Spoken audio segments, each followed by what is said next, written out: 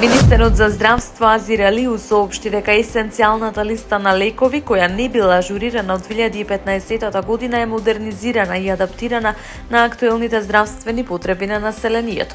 Ажурирањето е реализирано кон крајот на 2025 година во рамки на Националната платформа за лекови со поддршка на Светска здравствена организација и работна група за лекови. Целта е да се обезбеди континуирано снабдување со критичните терапии и да се олесни покривањето на трошоците преку здравственото осигурување. Координаторот на работната група Зоран Стериев нагласи дека листата ги содржи најнеопходните лекови за најчестите заболувања и е прилагодена на реалните потреби на граѓаните. Специфично за новата листа е вклучувањето на терапии за замена на никотин, како трансдермални фластери и никотински гуми за џвакање, како и едно контрацептивно средство. Исто така реорганизиран е и сегментот на антиинфективни лекови со зголемен број препарати против инфекции кои сега се дел од есенцијалната листа.